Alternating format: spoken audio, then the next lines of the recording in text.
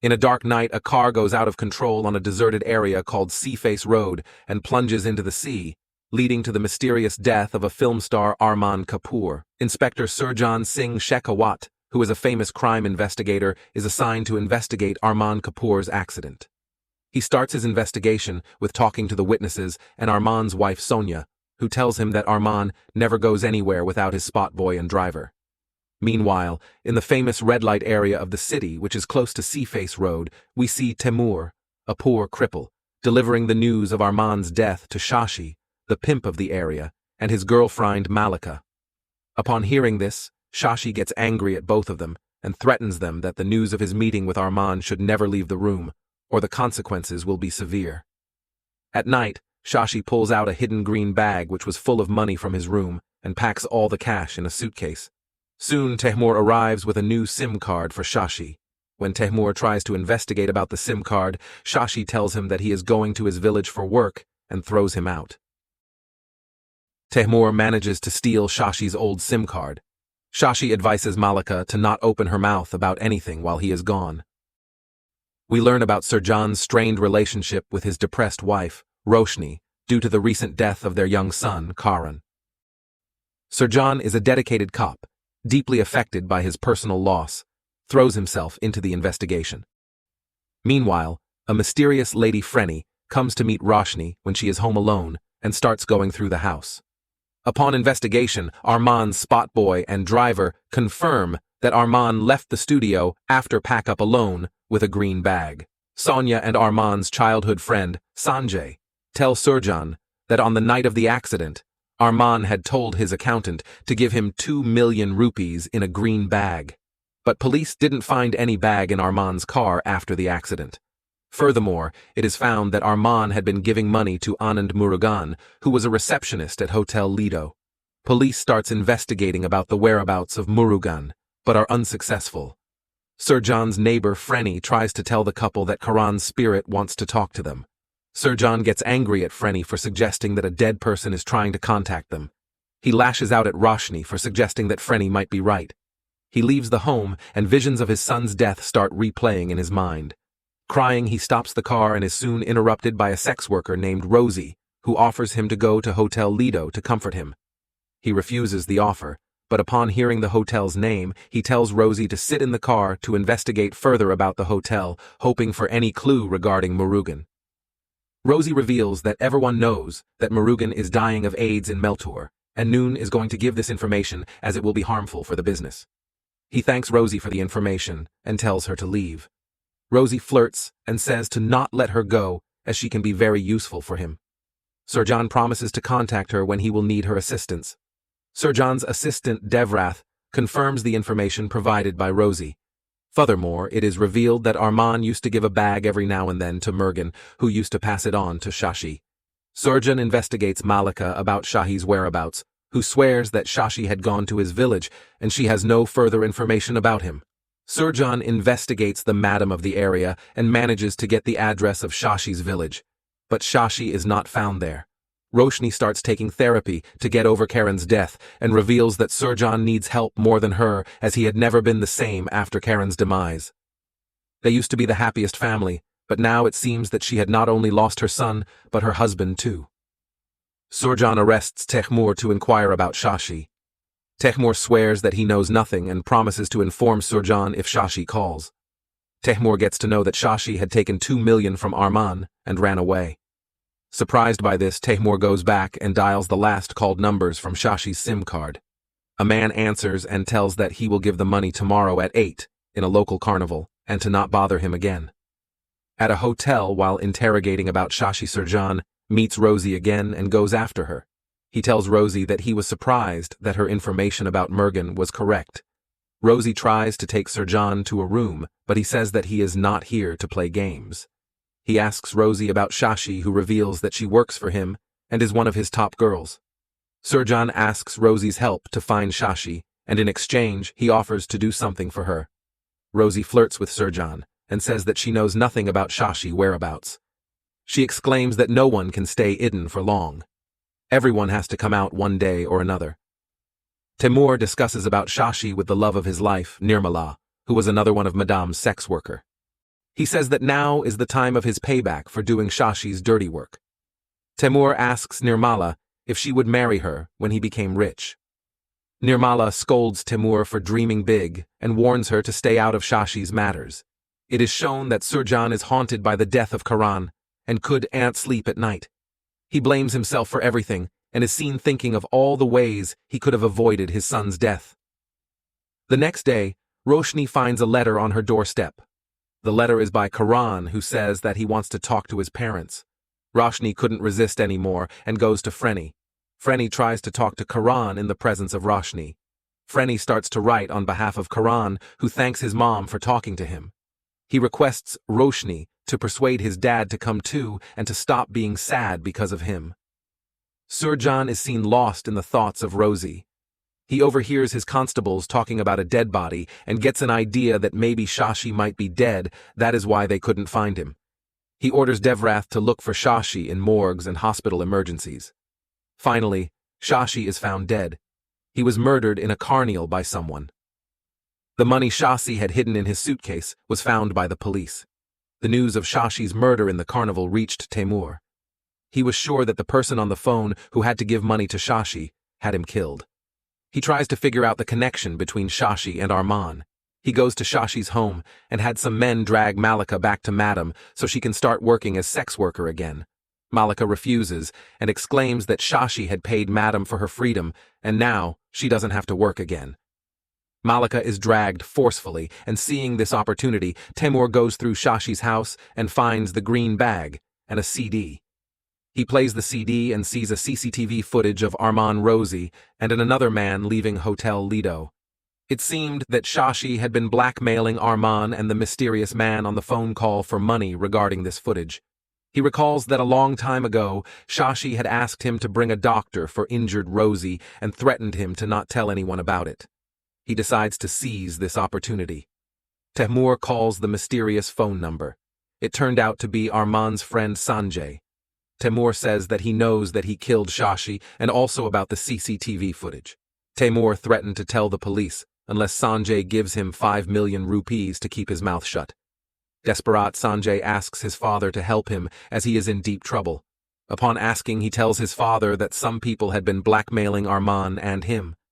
Furthermore, he reveals that he had lied to his father about his friend Nikhil's accident, who apparently didn't fall from his bungalow's balcony. Rather, he fell out of a moving car. Surjan comes back home from work and is surprised to see his wife so happy after so long.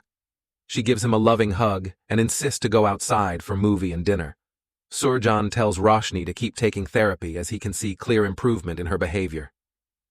Roshni makes a strange face as she knew that it wasn't therapy that was helping her. On the way out, they see Roshni's friend and her family, including a young boy Samar, who was saved by Surjan while his son died. Surjan behaves rudely with them and leaves with Roshni. Roshni calls out Surjan for his behavior. Surjan exclaims that whenever he sees Samar, he is reminded of Karan's death. When Roshni insists that whatever happened was not Samar's fault, Surjan agrees and says that it was his own fault, and he can see it in her eyes that she blamed him for everything too. Roshni denies and tells Surjan to come inside and talk. Surjan leaves Roshni at home and says he has to work. Surjan goes to the hotel to find Rosie. He has a drink and follows Rosie. He loses Rosie and is left alone. Soon Rosie arrives again and asks Surjan flirtatiously that why doesn't he ever go home or sleep. Surjan says that he has to ask something from Rosie. Rosie sits in the car. Surjan points towards some police officers and says that the way they are staring, they might think that Surjan also wants to sleep with Rosie. Rosie offers to take them somewhere where no one will bother them. They arrive at a peaceful place near the beach. Rosie exclaims that this is her secret spot, and when Surjan can't find her anywhere, she will be here. Rosie asks Surjan about his case. Surjan exclaims that he doesn't understand anything. Every clue throws him further in the dark. It seems that the answers are staring right at his face, but he can't see them. Surjan asks Rosie if Shashi ever made him go out with Arman Kapoor. Rosie denies and says that he didn't go out with Arman, but she went out with one of his friends. Rosie tells that she had met Arman once 3 years ago along with Nikhil and one another man whose name she doesn't know. The four of them went on a drive and that's it. Sir John stares at Rosie and asks that why she is here in this field. It's not for her. Rosie smilingly says that she was waiting for him to come and rescue her. Sir John tells that she will take her away right now if she wants. Rosie says him to wait as she has some unfinished business. Rosie appreciates Sir John's kindness and tells him that he is very unique. She tells Sir John about her old friend who went out with some men 3 years ago and never came back. No one bothered to find her either. When Sir John asked that why didn't anyone file a police report regarding this, Rosie relied by saying that prostitution is illegal in this country. If we don't exist, then how can we get lost? Sir John goes to Nikhil's home and is surprised to see him paralyzed in the bed.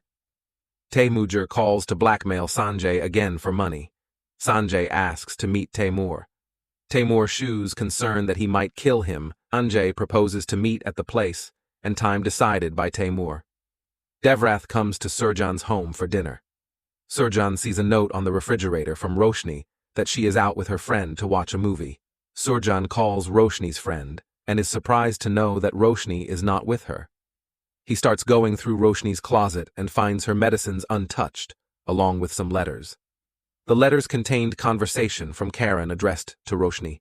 Instantly understanding the situation, Sir John goes to Freni's house and lashes out at Roshni and Freni. Freni tries to explain that everything may seem weird, but some things can't be explained. Furthermore, she didn't choose this life, but this life chose her. Sir John shouts that if she is telling the truth, then ask Karan to show himself. Freni says that only the spirits that haven't moved on can show themselves, but Karan has. Freni urges that Sir John should deal with his pain. Sir John fights with Roshni about how can she be this much stupid although she is so much educated. Roshni exclaims that she doesn't know what to believe, but Freni has told her things that only Karan knew, and this makes her happy. Sir John tells her that she needs help. Roshni shouts that she doesn't need help, she needs her husband, she needs to talk to him, she needs his love. She wants to live with him like a married couple and not some strangers. She wants him to stay one night at home and not outside. Roshni tells Sir John that she knows that he spends the nights with someone else, and it makes him peaceful, and if Roshni wants to talk to Karan to make her peaceful, then what's the problem in that? Sir John seems guilty and leaves. Sir John goes to Rosie's secret spot in the hope to meet her. Rosie arrives and asks if he is okay. Sir John tells her that he is tired of everything. Rosie takes Sir John to the hotel. Sir John tells Rosie his intentions are only to have a conversation and nothing else. Sir John shows his family's picture to Rosie and tells her that they used to be happy until their son died. Sir John lies in the bed and asks Rosie if he can anything for her. Rosie tells him that if he really wants to help her, then help Shashi's girlfriend Malika. Sir John soon falls asleep peacefully. The next morning, Sir John rescues Malika from Madam. He takes her to a help center for women where she can live peacefully. Malika thanks Sir John, but Surja asks her to thank Rosie for telling about her. Malika says that she doesn't know about any Rosie and also tells him that she lied to him. Shashi had indeed met Arman Kapoor the night he died. Malika asks him to interrogate Temur. Despite of Shashi doing a lot for him, he was stealing Shashi's stuff, including a green bag, when Madam's men were taking her. Temur asks Nirmala to help him, as this plan will transform their lives. Rosie is seen listening to this conversation. Temur tells Sanjay to put the money in a blue bag and board a train. Temur then takes the bag and runs. Sanjay's men follow him. Temur runs and exchanges the bag full of money with Nirmala. Temur is then called and is shot by Sanjay's men. Rosie arrives and says to Temur that she thought that he was her friend, but he didn't think about her once. Scared, Temur falls of the building and dies. Nirmala boards the train with money as per Temur's instruction and waits for him, but he doesn't come. One of Temur's killer gets injured and is caught. Witnesses tell Sir John that Temur shouted Simran before dying. Sir John asks Devrath to find out who Simran is. Sir John interrogates Temur's killer and finds out that Sanjay had given him money to kill Temur. Devrath tells Sir John that there was a girl named Simran who used to work for Madam and Shashi but ran away. Sir John goes to arrest Sanjay with his team. Sanjay tells him everything. He says that Temur and Shashi were blackmailing Arman and him. 3 years ago, Sanjay, Arman, and Nikhil hired a girl named Simran from Shashi for a bachelor party. They left Hotel Lido. Soon, Nikhil started messing with Simran in the car. The car's door was not properly closed. Nikhil and Simran fell out of the moving car and got severely injured. Sanjay and Aman picked Arman up from the road and put him in the car, but left Simran there as she could cause trouble for them. They called Shashi to deal with Simran. After a week, Shashi told Arman and Sanjay that Simran had died and sent the CCTV footage of Hotel Lido and started blackmailing them for money. When Surjan asks to see the footage, he is surprised to see that Simran was none other than Rosie. He tells everyone that he has met this girl several times and she was alive. Sanjay and Arman had fell into a trap, and it wouldn't have happened if they had come to the police. Sanjay asks Devrath to go and find Simran, also known as Rosie. While driving Sanjay to the police station, Surjan is surprised to see Rosie sighting in the back seat. She then vanishes and is standing right on the road in front of his car. In order to save Rosie, Sanjay rotates the steering wheel. The car loses control and falls into sea. Sanjay dies instantly after hitting his head. Drowning, Surjan sees Rosie coming towards him and helping him get out. Surjan stares at her. Rosie vanishes into the sea after helping Surjan. Surjan tells his boss that he thinks that only he can see Rosie. His boss calls him crazy and denies that there can be any ghost involved. He tells Surjan that Surjan's colleges have said that Surjan talks to himself time to time. He asks him to take 2 months' leave as he deserved it. Surjan's last few months flashes upon his eyes. How Rosie had said him that she was waiting for him to come and rescue her. How Frenny had said that distressed spirits are attracted to people in pain. Surjan goes to Rosie's secret spot and remembers how Rosie had told her that her friend had gone missing 3 years ago and nobody had helped her. Rosie had told him that she would always be found in this spot. Surjan starts digging beneath Rosie's favorite tree and found Rosie's remains. He cremates her but takes her ring to remember her. He opens his cupboard to put the ring and finds a letter with Dada written on it that his son Karan used to call him. He takes the letter to a peaceful location and reads it.